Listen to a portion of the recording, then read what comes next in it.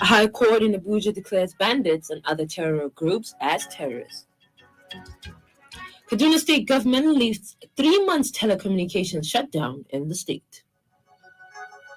Federal government says Nigeria air carrier to commence operations with 3 rented aircrafts. And on the foreign scene, share slide as new COVID-19 variant in southern Africa scares investors.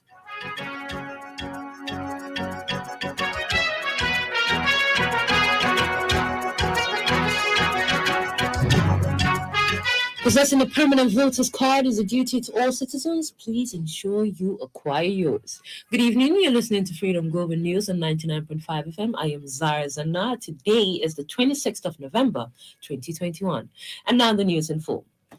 A federal high court in Abuja has declared the activities of Mbindiga and Ntadda bandit groups as acts of terrorism. The presiding judge, Justice Tayo, gave the order on an ex parte motion filed by the federal government on Thursday. The Director of Public Prosecution (DPP) at the Federal Ministry of Justice, Muhammad Abubakar, who filed the ex parte motion, said President Muhammadu Buhari gave approval for his action, of which objective is the proscription of Mbindiga and Ntadda groups and other terrorist groups in the country. In its supporting affidavits, the federal government said security reports have confirmed that the bandit groups were responsible for the killings, abductions, rapes, kidnappings, and other related acts of criminality in the Northeast, North Central, and other parts of the country. While delivering the ruling, the court specifically declared the activities of the Mbindiga group and the Ntadda group and other similar groups in any part of the country, especially in the Northwest and the North Central, as acts of terrorism and illegality. The court asked the federal government to publish the proscription order in the official gazette and 2 national dailies. The Independent Petroleum Marketers Association of Nigeria, IPMAN, has backed the federal government's plan to remove subsidy on petrol by 2022. IPMAN's president, Mr. Chinedu Okoronko, told newsmen today in Lagos that the Petroleum Industry Act, signed into law by President Muhammadu Buhari on August 16, had no provision for subsidy. Reports say that the Minister of Finance, Budget and National Planning, Mrs. Zainab Ahmed, had announced that the government will remove fuel subsidy and replace it with a monthly 5,000 naira transport grant to about 40 million poor Nigerians. Okoronko said marketers have always advised the government to remove petrol subsidy because it is not in the interest of development of the downstream sector. He, however, advised the governments to reinvest the subsidy savings in critical areas such as healthcare, education, agriculture, and other sectors that would increase revenue accruing to the country. The Kano state government says it will not tolerate poor hygiene in foodstuff markets. The Commissioner for Environment, Dr. Kabir Ibrahim Getzo, made this known today while inspecting the cleanliness of the fish market along Zaria Road in Kano.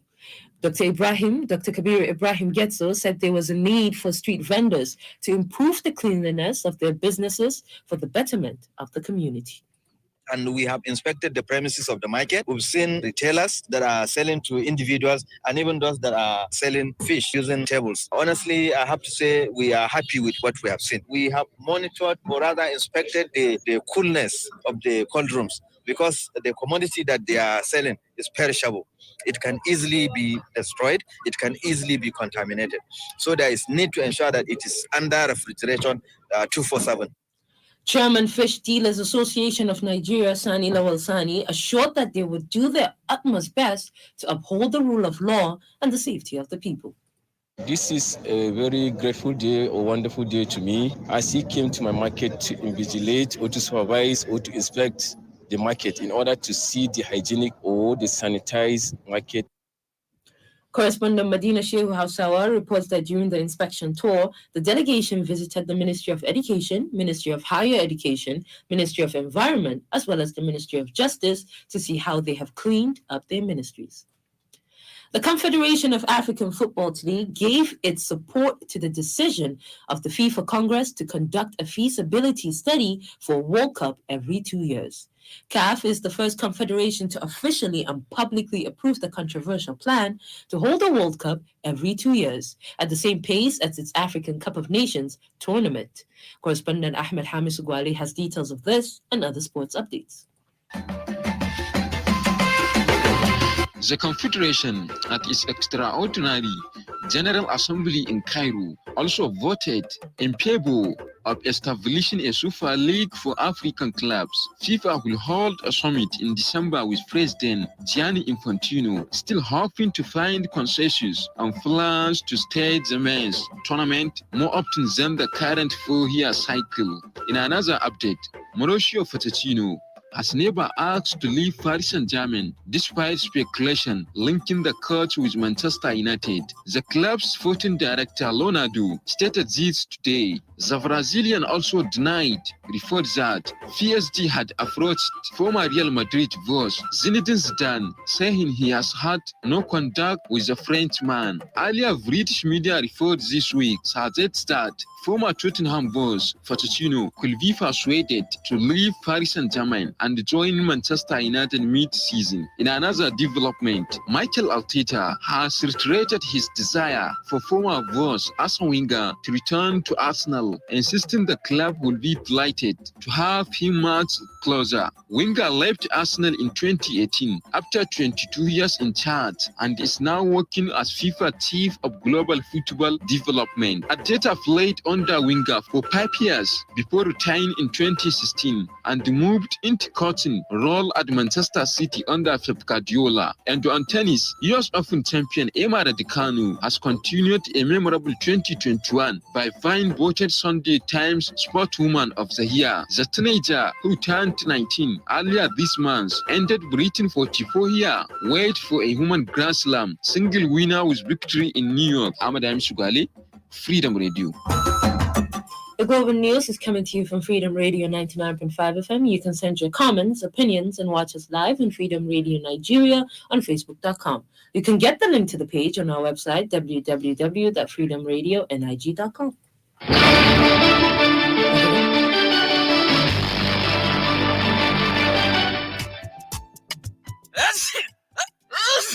Musa, ka yi zama cikin mura da majina kafin na san labarin Mixer Grip. Na wahala sosai cikin iyalina. Na bar zuwa wajen aiki na. Kai, har sallah na dinga zuwa saboda mura da majina. Amma Mixer Grip ya yi mun maganin ta. Ban kuma tsallake ko rana ɗaya ba. Mixer Grip? Lalle ka sha maganin Mixer Grip saboda samun sauki daga ciwon mura da kuma majina. Mixer Grip yana da sinadarin paracetamol da kuma phenylephrine. Yawwa! Na ji sauki yanzu sosai Alhaji. Na gode. Mixer Grip an yi shi da ingantaccen kamfanin magani mai suna Orange Drugs Limited. Idan ka ji alamomin mura da majina bayan kwana 3, ka je asibiti ka ga likita. Mixer Grip, kar ka tsallake rana. Samu sauki daga majina. Musa, me kake nema a cikin kitchen? Masoyiyata, ina son cokali in sha magani. Masoyina, ka ɗauki comics kawai, ka yaga, sha ka samu sauki. Haka ne fa, ku yi amfani da comics ma duk kai tare. Comics yana da dextromethorphan da guaifenesin. Kawai ku yaga ku sha, ku samu sauki yana kulele in ka sha. Aha, na samu sauki yanzu. Ina son comics. Comics, kamfani Orange Drugs Limited da ke yin kasuwanci da dilancinta. Maganin zai iya saka kasala. In alamar tarin bata tsaya ba bayan kwana 3, ka ga likitanka. Comics yana kulele.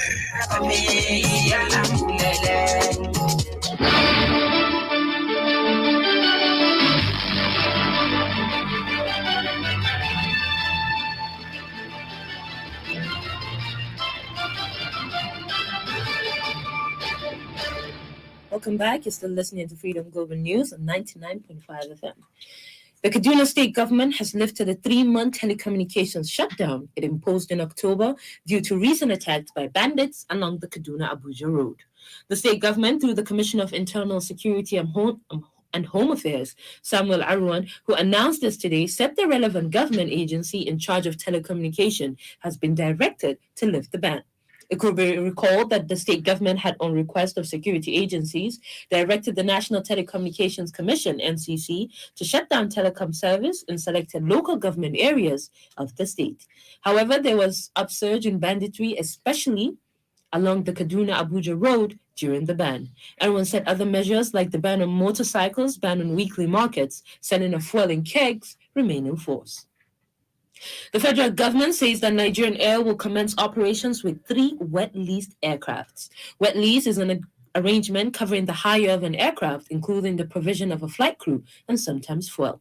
On Wednesday, the Federal Executive Council approved April 22nd as the takeoff date of the airline. Minister of Aviation, Senator Hadi Sirika, disclosed this during a press briefing on Thursday in Abuja. Sirika said leasing will be the arrangement pending when the company ordered new planes. He added that it will take about 3 to 5 years to get an ordered aircraft delivered. According to Sirika, the federal government will not manage the carrier, rather investors in the carrier would run the business. For tomorrow's weather forecast in some cities in Nigeria and parts of Niger Republic. Here's the tomorrow morning will experience a clear sky and light wind at an average temperature of 16 degrees Celsius, which will later increase to 32 degrees Celsius with sunny sky. Kaduna will experience similar weather conditions on 18 degrees Celsius and later will increase to 31 degrees Celsius. Katsina is expected to have sunny sky and light winds on 19 degrees Celsius and later increase to 33 degrees Celsius. Abuja will experience similar weather conditions at 21 degrees Celsius, which will later change at 33 degrees Celsius with sunny intervals. Lagos will experience sunny intervals and light winds at 25 degrees Celsius and later increase to 32 degrees Celsius. Maradi in Niger Republic will experience a clear sky and light wind at 20 degrees Celsius and later increase to 34 degrees Celsius. While Zandar is expected to have sunny sky and light winds at 22 degrees Celsius and later increase to 34 degrees Celsius. Nafisat Ashur Garba, Freedom Radio. And on the foreign scene, stock markets across the world have fallen sharply after the discovery of a new COVID variant raised fears over the economic recovery. In London, the FTSE 100 share index dropped by nearly 3%, while markets in Germany and France also declined following falls in Asia. Shares in airlines and travel firms were among the hardest hit. The United Kingdom and other nations have introduced a ban on flights from 6 southern African countries. UK Health Secretary Sajid Javid said scientists were deeply concerned about the new COVID strain and its potential to evade immunity. The UK has temporarily banned flights from South Africa, Namibia, Zimbabwe, Botswana, Lesotho, and Eswatini, starting from midday today until 4 on Sunday. All 6 countries are being added to the UK's travel red list, meaning that any British or Irish resident arriving from the countries after 4 on Sunday will have to quarantine in a hotel with those returning. We've come to the end of today's global news, but before we leave, highlight of our top stories. A federal high court in Abuja has declared the activities of Mbindiga and Nta'adda bandit groups as acts of terrorism. The Kaduna state government has lifted a 3-month telecommunications shutdown it imposed in October due to recent attacks by bandits along the Kaduna-Abuja road. The federal government says that Nigeria Air will commence operations with 3 wet-leased aircraft. Stock markets across the world have fallen sharply after the discovery of a new COVID variant raised fears over the economic recovery. On behalf of the entire production team and I, Zahra Zannah, thank you for listening and have a great weekend.